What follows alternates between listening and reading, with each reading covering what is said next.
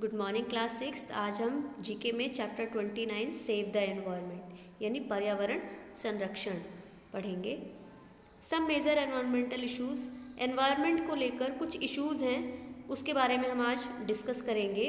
First topic है हमारा depleting ozone layer, घटती हुई ozone layer. The depletion of the ozone layer that blanket the earth is a major environmental concern. घटती हुई ozone layer जो है वो हमारी धरती के चारों तरफ एक ब्लैंकेट की तरह है, एक कंबल की तरह है चारों तरफ, और उसी की वजह से बहुत सारे इश्यूज हो रहे हैं। ये जब डिप्लेट हो रही है, ये घट रही है, तो इसकी वजह से बहुत सारी प्रॉब्लम्स हमें हो रही है। Ozone depletion increase the amount of ultraviolet UV radiation. घटती हुई ओजोन की लेयर की वजह से यूवी रेज यानी अल्ट्रावायलेट रेज का जो रेडिएशन है वो बढ़ रहा है। That reaches the earth surface and increase the rate of skin cancer. ये धरती तक यूवी रेडिएशन पहुंचता है और इसकी वजह से धरती की सरफेस पर बहुत सारी चीज़ें फेस करनी पड़ती है हमें, जैसे स्किन कैंसर जैसी प्रॉब्लम्स, आई कॉन्ट्रैक्ट, आइज़ की problem, genetic problem, immune system damage होना, इस तरह की प्रॉब्लम्स को हमें फेस करना पड़ रहा है। नेक्स्ट टॉपिक है हमारा पॉल्यूशन यानी प्रदूषण। Today around the world pollution is creating havoc specially in the big cities.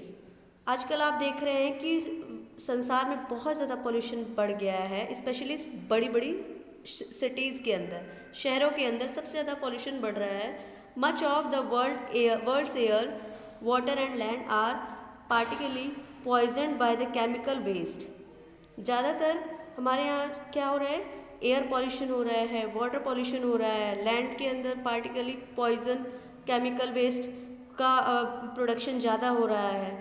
This pollution expose people all around the globe to new risk from the disease. और इसी पॉल्यूशन के बढ़ने के कारण जो लोग हैं धरती पर, उनको बहुत सारी रिस्क, बहुत सारी बीमारियाँ घेर रही हैं, बहुत सारी तकलीफ़ों से उन्हें गुजरना पड़ता है।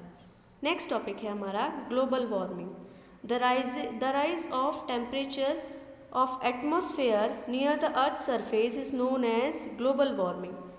बढ़ता हुआ ताप जो हमारे पर्यावरण पर बढ़ता जा रहा है, अर्थ सरफेस पर बढ़ता हुआ जो ताप है, उसको हम ग्लोबल वार्मिंग कहते हैं। Release of concern gas into the atmosphere during the industrial activities. जो गैसेस इंडस्ट्रियल एक्टिविटीज़ के थ्रू निकलती हैं, यानी इंडस्ट्रीज़ में जो भी चीज़ें प्रोड्यूस होती हैं उससे कोई ना कोई केमिकल, कोई ना कोई वेस्ट या गैस निकलती है। इसकी वजह से भी एटमॉस्फेयर में काफ़ी ज़्यादा परेशानियाँ बढ़ती जा रही हैं। These gases are as greenhouse gases absorb and trapped heat emitted from the earth surface. अब ये जो गैसेज हैं इनको ग्रीन हाउस गैसेज भी बोला जाता है, जो अब्जॉर्ब हो जाती है हमारे अर्थ सरफेस में। This phenomena is known as greenhouse effect. इस घटना को हम क्या कहते हैं, ग्रीन हाउस इफेक्ट कहते हैं।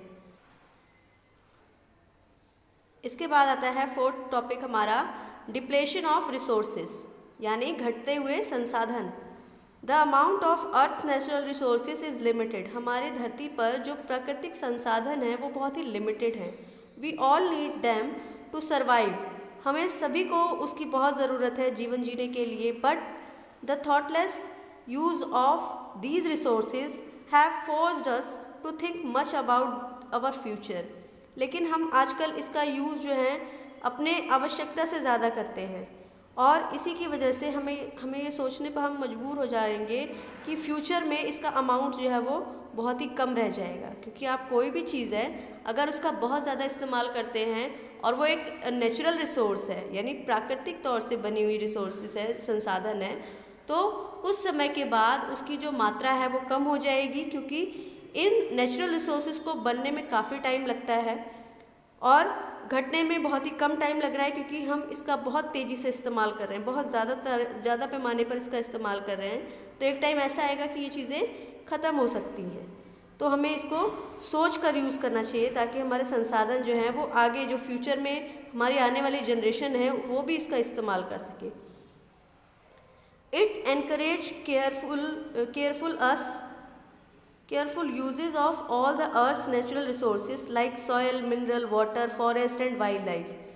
ये हमें सावधान करती है ताकि हम जो अर्थ की जो नेचुरल रिसोर्सेज है जैसे मिट्टी, खनिज, पानी, जंगल, वन्य जीव, इन सभी का संरक्षण करें ताकि आने वाली जो हमारी जनरेशन है वो भी इन सब चीज़ों का लाभ उठा सके। ये चैप्टर आपको अपनी कॉपी में करना है बच्चों। Thank you.